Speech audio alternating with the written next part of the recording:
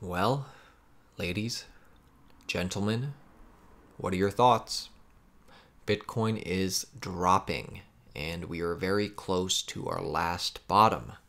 Now, if Bitcoin falls to $2,800 tomorrow, what are you going to do? Have you thought about it? Or are you going to act emotionally? Would you buy? Would you sell? Would you hodl? Would you prepare for the worst? Link is in the description. Participate in our Twitter poll. We're going to gauge the crypto community. Just released this, and so far less than 100 people have voted. Let's see how that changes over the next couple days. Let's talk about this. So, for the past 2 months, if you subscribe to our channel, I have shown you that Bitcoin is in this downtrend, where each week we've been seeing lower highs and lower lows. Now, that's not even mentioning the fact that we've been in a downtrend since all of last year. But where we are now, you can see here that we are very close to breaking below our last level of support, our last bottom, 3,100. And if we break below our last bottom, let's move over to the week chart. If we break below our last bottom, what that also means is that we will have shattered our 200-week moving average. And this is a level of support that has acted as support for Bitcoin for over 5 years. So we are at a historic point for Bitcoin. Once we break below that, our next major level of support is 2,800. And eventually, what this means is when we come back up, the 200-week moving average will, instead of acting as support, will act as resistance on the way up. So we'll see how that plays out. Now, despite all of this, I am still bullish on Bitcoin. I still think Bitcoin is a great investment. But why? Why is Bitcoin such a good investment? Because there will always be a demand for freedom. There will always be a demand for money that is unconfiscatable. Bitcoin's network is vast, it is decentralized, and it's getting bigger every year. It has no single point of failure. And although the price is down right now, the value that it provides, not being able to be confiscated by any government or any third party, I believe there will always be a demand for that. Bitcoin is freedom, and there will always be a demand for freedom. Now, if we take a look at the market, there are plenty of other cryptocurrencies that I like. And unlike Bitcoin, these cryptos have CEOs. They have offices. Many of them are more centralized than Bitcoin. And they possibly have not only one single point of failure, but they have multiple points of failure. That means they run the risk of being shut down. Then again, that also means that they have marketing budgets. I'm Isabel from Dash News, and I came here to the Leader Mall, one of the most popular malls here in Caracas, Venezuela, to have lunch in her city. While he's making the order, I go to my Dash wallet in the phone, and I unlock it.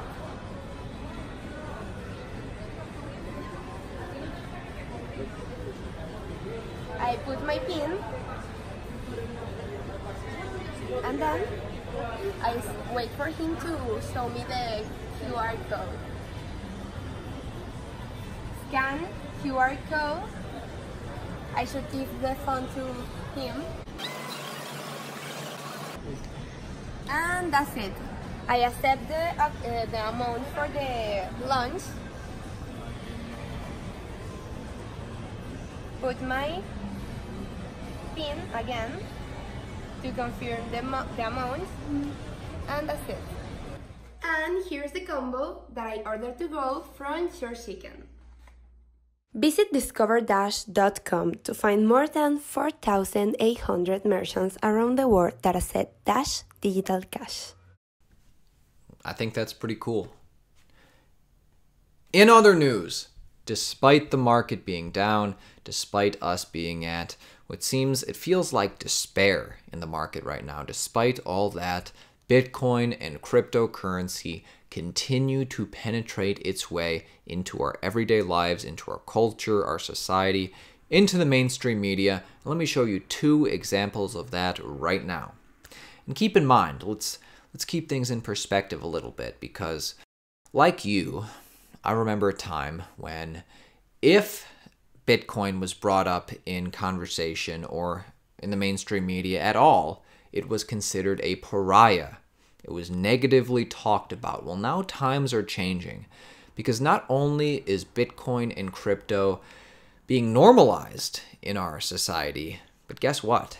Now it's becoming cool. I'm going to show you 2 examples. Number 1, Bitcoin's march towards mass adoption is about to receive a major boost from Hollywood. TV heartthrob Kevin Connolly has revealed that he is part of a new show called Cryptos, a blockbuster series charting the fortunes of 5 discouraged young filmmakers desperate to finance their movie.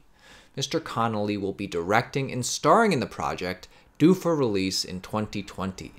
This comedy drama sees the youngsters set up a financial company to use crypto and blockchain for funding their projects as they take on the Hollywood system.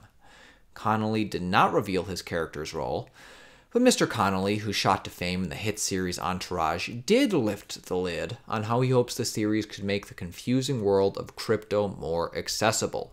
He said, "People like myself are still learning, but the curiosity is there. Cryptocurrency is the hot new topic, but nobody seems to really know what it's all about." Think about this. If this show called Cryptos is anything like Entourage, this will be seen by millions of people, beloved by millions of people, and turn everybody on to Bitcoin. Now that's what we hope for. What we're not hoping for is if Cryptos turns out to be anything like Connolly's last feature film, Gotti, a film seen by nobody. Those who did see it disliked it. Time will tell, but I'm looking forward to this project. On the flip side, Joe Rogan, podcast I love. Joe Rogan podcast, it's watched and listened to by literally tens and tens of millions of people on multiple times a week basis. And he has on all sorts of guests. This particular guest, Killer Mike, part of the rap duo Run the Jewels. They're pretty good. Now, they talked about everything on this podcast. It wasn't about Bitcoin or crypto whatsoever, but this is just an example of how 2 everyday average people can just slide into a conversation on Bitcoin and crypto, pontificate on it, say, what do you think how is this going to work? What's this going to be like? And this is the conversations that everyday average people are having all over the world. Let's take a look. I just put lots of money into S&P 500s, but I don't know a lot about cryptocurrency and stuff. I'm learning how to have money. I'm fascinated by them, the idea of a decentralized economy. The amount of money that banks control goes on with the Federal Reserve, and if there was something that we could all rely on, that wasn't controlled by any gigantic group of people that have a vested interest in profiting off of this pile of money, if it was some sort of a Bitcoin-like thing. Is the banking mafia of sorts ever going to let that happen? And what happens? How could they stop it? Well, it's like stopping the internet at this point. So All right.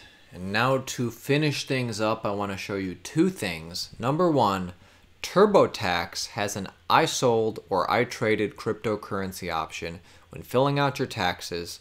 You can see that right here. Another way this is becoming normalized. And finally, some good news for Cardano. Their mobile wallet is now available on an app store near you. Check this out. Looking for an easy way to store your ADA? We believe that storing your ADA should be simple, fast, and secure, which is why we developed Yoroi. Yoroi is a one-click install super light wallet, meaning you can start sending or receiving ADA in minutes and maintain total control of your funds. No need for a full copy of the blockchain. No more storing your ADA on exchanges. Yoroi makes it simple. Download and use the Yoroi Wallet's Chrome extension for free to store and transact your ADA with confidence. That's pretty cool. All right. That's it for me, my friends. This is Aaron at Altcoin Daily. Be sure to click the link in the description, participate in our poll. Since the start of this video, 50 more people have voted. Still, over 51% say they will buy if Bitcoin drops to 2,800 tomorrow. To recap, like I said, Bitcoin represents freedom, and there will always be a market for freedom. And not only that, you know the market goes in cycles, and we're seeing fundamental news and analysis that shows us that cryptocurrency will rise again. All right, I appreciate you all. I'll see you tomorrow.